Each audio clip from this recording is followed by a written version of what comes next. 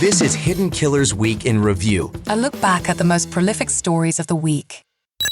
This is the Hidden Killers podcast with Tony Brueski. Featuring defense attorney, Hidden Killers daily contributor, and host of the Defense Diaries podcast, Bob Motta.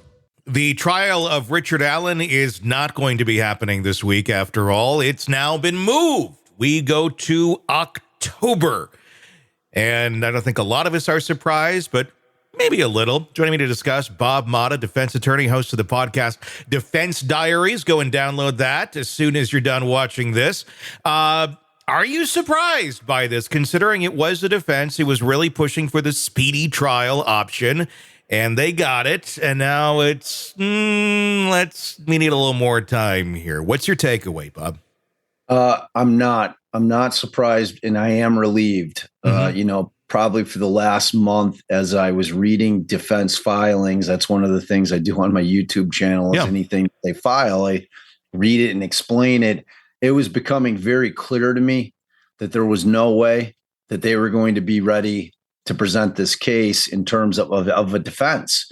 You know, they've got another case where they've got a third party culprit or multiple third party culprits. And it was clear that they were getting late discovery from the state, and that they were not going to have enough time to really conduct their own investigation in a way that would have been fruitful to them. So I had been calling for them to ask for the continuance. Like, they can't worry about what the public are going to be saying. Oh, see, it was a move. It was a move by the defense. A move for what? Yeah. I use that move in order to try to get the state to make me an offer on a case. Or, if it's a case that I feel is really weak, that maybe they'll dismiss the charges or nolly-pros the charges. None of that was happening. I cannot see a motive for them to run with the speedy, other than to think that they thought that they would be able to go to trial. So once she said, because the way it went down is that they, of course, make the speedy demand first, okay? Mm-hmm. And then Judge Gull sets a ridiculously short trial date. Mm-hmm. She sets like 3 weeks, basically, a little less, with 3 of that earmarked for picking a jury, which means that her expectation was that she was requiring them, both sides, to get their cases in chief done in essentially 2.5 weeks, which is an impossibility. Yeah. So I think my opinion is that Gull knew that going in. And when she set that trial date, she set it very, very shortly, of a very short duration, explicitly thinking that the defense would have to come in and ask for the continuance, because she just moved it right back to where it was. Mm-hmm. This is the trial date that was set when it was Scremin and Labredo, the 2 other attorneys who had taken over for Baldwin and Rosie. So I think it was a move. I think it was a strategic move by Gull to get this thing pushed. I think that she knew that they'd have to do it, just because whether or not, whatever discovery they're getting or not getting, just the logistics of it, because we see this email that she sent out, which the defense attached to one of their pleadings, where she's saying, when I set it for that date, that's in stone. That doesn't mean more or less. That means plan accordingly. You're going to have to be done in that time frame, period. Mm-hmm. Like, I'm not extending it out. So that of course would have ultimately, had they gone, and the defense is only getting 1 day because the state took, 2 day or 2 weeks and a couple of days to get their case in chief in, and the defense has no time to put on a defense, that thing's getting kicked back on appeal. Like, there's no question about it. So and ultimately, do you want to take that risk of putting your guy in the system?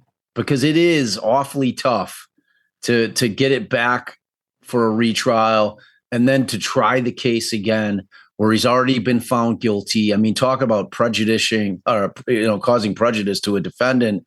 It would be well known that he was convicted, and then retrying him again. I mean, it's a ship that sailed, and talking about the potential jury pool, all knowing he was already convicted, it's creating just an awful situation. So I think it was the right move. Like, I'm sure that they were upset that they had to do it, but it was unequivocally the right move. So I was relieved that it happened. What is going to be accomplished between now and then? Obviously, there's still more discovery coming in and such, and there's still arguments of whether or not the Odinist stuff should be allowed. With this extra time that's now been given, what do you expect them to be used at doing? I think that they'll be able to properly litigate the case. Like I've said it, I say it all the time on my podcast, and I say it all the time on my YouTube. The real war in any trial is during the pretrial motion phase. Like that is when you are fighting to get the evidence in that you want in, to keep the evidence out that you think are bad facts that you want to try to keep out by filing motions to suppress or motions to quash statements. Like that's where the real war is. What you're seeing at the trial is the end result of all the battles that took place prior to. So now that we have this extra 6-7 months, that is allowing them to properly litigate things. Mm-hmm. So for instance, the third party culprit stuff, which she was going to be cramming into one day, which was supposed to take place the day the thing was continued, has now been moved to the 21st of May, and she's given them 3 days. So that's going to be properly litigated. So, and I think that any of the motions that they have forthcoming, she'll be able to grant hearing dates. She'll be able to do it properly. And I think that she will. I think that it was a matter of, I don't have time to hear your stuff. I'm ruling on things without hearings because we don't have time for it. I do not have time. I've got my own call in Allen County.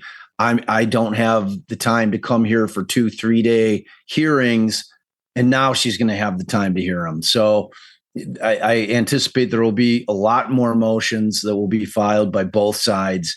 As we know, there's all kinds of interesting things going on. It came out that the state had filed something recently where they were asking for statements that were made, admissions that were made by Richard Allen to the medical staff at the prison, that those be allowed in. And he goes ahead and he names the doctor that was in there that heard these admissions. And it's come out that this particular doctor has been in all kinds of social media groups, including mine. Like she was in our Defense Diaries insider group. I don't think that necessarily is an issue, depending on what, if anything, she disclosed. And I don't know that she did. Like I did not go back and scour my chat for the last 6 months. And interestingly, she joined my chat the day of the safekeeping hearing back of June of last year, which is when all the confession stuff came out. Like that was the day that she joined our group, which is interesting. Yeah. So it's just, we're going to be getting more of the same and a lot of it. Yeah. So, be prepared. I'm sure I'll be doing a ton of lives on all the filings, but it gives them time to file it, both sides. Sure.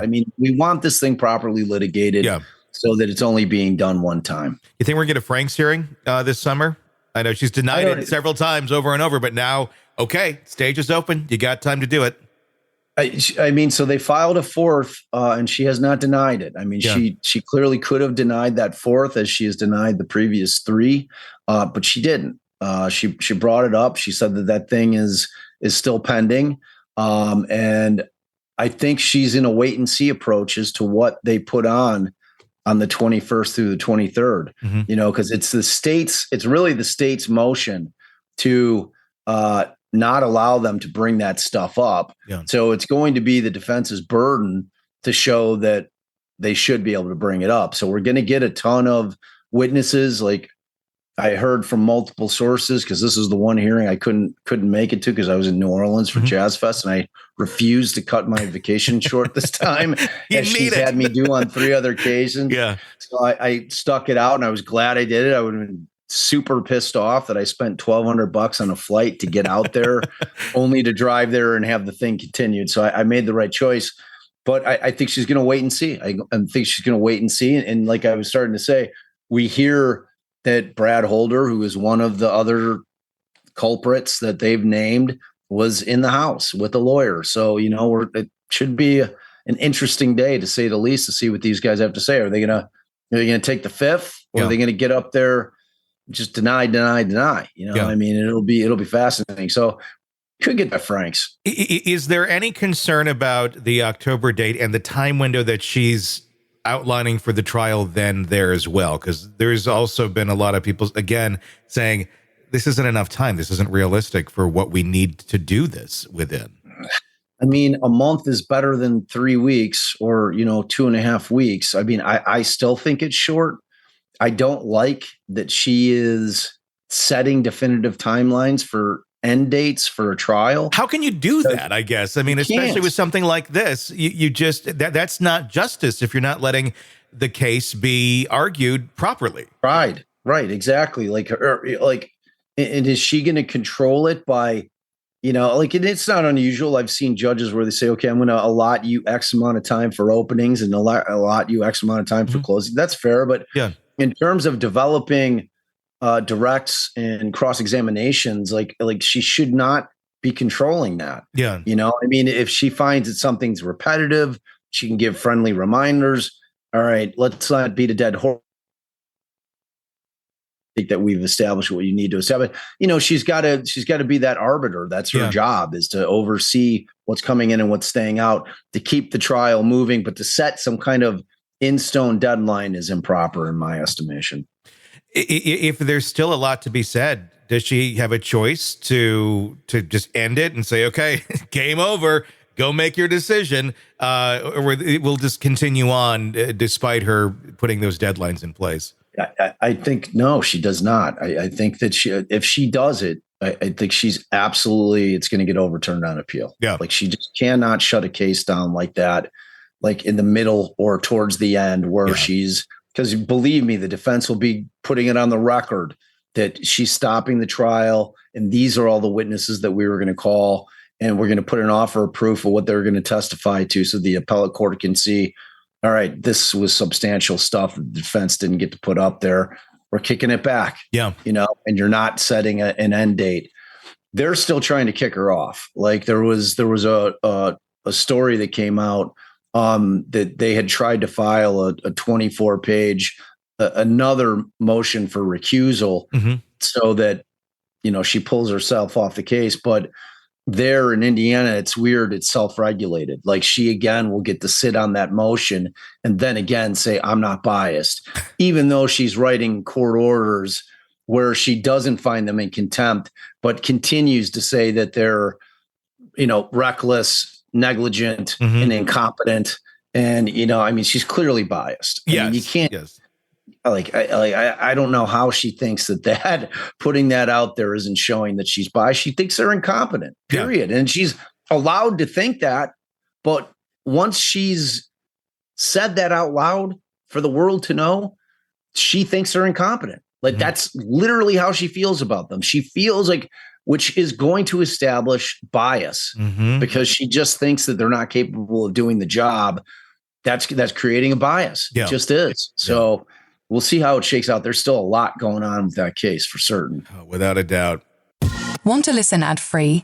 Want advanced access to all of our interviews before anyone else? Become a True Crime Today Premium Plus subscriber on Apple Podcasts. You get every episode commercial-free. So you can binge on true crime until you can binge no more. Search True Crime Today Premium Plus on Apple Podcasts now, or go to our podcast page and sign up now. More of the Hidden Killers podcast next.